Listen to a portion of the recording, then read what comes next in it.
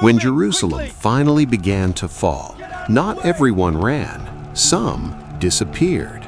We usually picture fire spreading through the city and desperate crowds trying to escape the Roman legions, but many who survived those first brutal moments didn't try to flee Jerusalem at all. They moved underneath it. Beneath the streets lay a hidden, pitch-black network of drainage channels, never designed for human survival, but in the final hours of Jerusalem, they became a sanctuary. Families climbed into the dark, clutching whatever they could carry. People who had spent their entire lives under the open sun suddenly chose to hide beneath their own city, because above them, their world was being systematically erased. For weeks, thousands lived in total darkness, listening to the muffled, terrifying thuds of destruction echoing through the stone overhead. Even after the city was completely wiped off the map, Jerusalem was still technically alive underneath the ashes, hidden, waiting. But hiding underground creates a brutal trap, because eventually the food runs out. Eventually, you have to come back out. Which leaves one chilling question: what actually happened inside those tunnels during those final weeks? And what did archaeologists find down there that proves people stayed until the very end? What actually happened inside those tunnels became clear centuries later when archaeologists finally uncovered them. These passages weren't just used for a quick escape. People lived there. The channels were tight, uneven, and built for sewage, not survival. There was no light, suffocatingly limited air, and zero comfort. Yet, the evidence shows people dug in for the long haul. Archaeologists uncovered cooking pots, intact oil lamps, and household objects scattered along the stone floors. This completely changes the narrative. This wasn't a panicked stampede. It was a calculated choice. Stay hidden, stay quiet, wait it out. But the conditions would have turned every hour into psychological torture. Smoke from the burning city above seeped down through the grates. Food dwindled to nothing.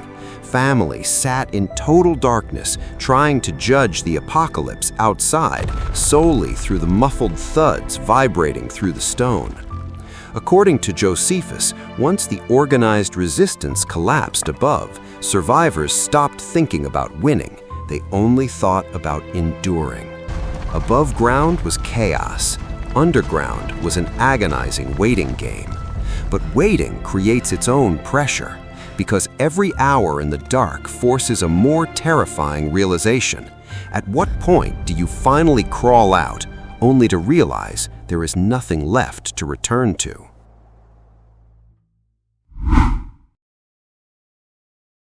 At first, the tunnels probably felt like a temporary detour. That's the detail that haunts archaeologists. The objects left behind don't suggest people were preparing for a new life underground.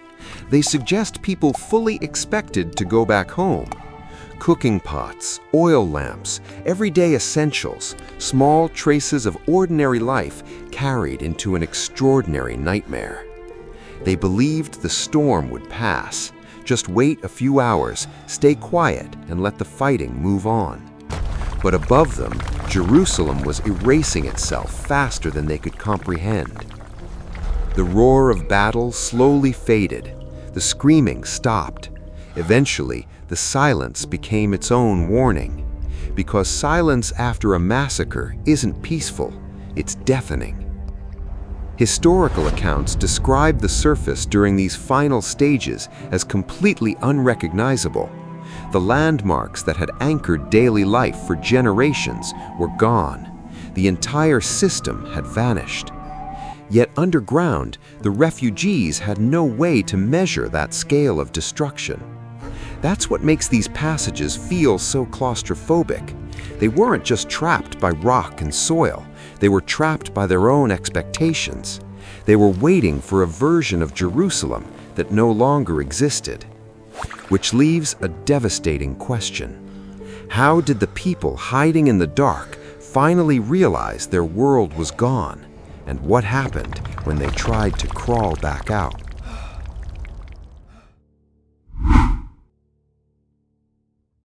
How did the people underground realize the city was gone? Not all at once, but eventually, the food ran out. Time became impossible to measure. They had to make the terrifying choice they had been delaying for weeks. They had to climb back up. But what they returned to wasn't just a damaged city, it was a graveyard. Archaeological excavations reveal a brutal reality. Researchers uncovered massive paving stones violently torn upward from above. Josephus confirms the chilling truth. The Romans realized people were hiding beneath their feet. They began systematically tearing up the streets, unzipping the tunnels, and dragging survivors out. Suddenly, the sanctuary became a tomb. Imagine finally crawling toward daylight, expecting property damage, but finding total absence instead. The landmarks were gone. There was only ash, rubble, and Roman steel. That is the ultimate tragedy of 70 AD. These people survived the fire and the famine, only to step out into a world that no longer existed. Which leaves one final question. What was the last thing Jerusalem's survivors actually carried out of those tunnels after everything above them was gone? What was the last thing Jerusalem's survivors carried out of those tunnels? It wasn't possessions, it wasn't certainty, and it certainly wasn't the city they thought they were returning to. That's why these archaeological discoveries feel so heavy. The cooking pots, the oil lamps, the disturbed stone. They don't tell the story of people preparing for a new future. They tell the story of people desperately trying to freeze the past. But eventually, the dark stopped protecting them. They had to emerge. And when they did, they realized the true scale of the tragedy. The final survivors of Jerusalem didn't witness the destruction all at once. They experienced it in agonizing layers. First, the streets changed. Then the city disappeared. Then the realization arrived. Centuries later, archaeologists didn't just uncover ancient stone beneath Jerusalem. They uncovered hesitation. They uncovered waiting.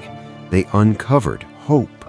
They found physical proof that in the final hours, people still believed normal life would return if they could just hold on a little longer. But history rarely gives warnings that clearly.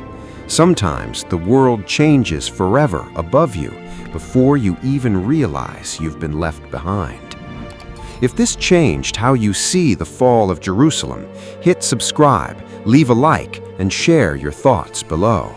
Because the deeper we dig into history, the more we realize people rarely know they're living through the end of their world until they finally come back up and see what's left.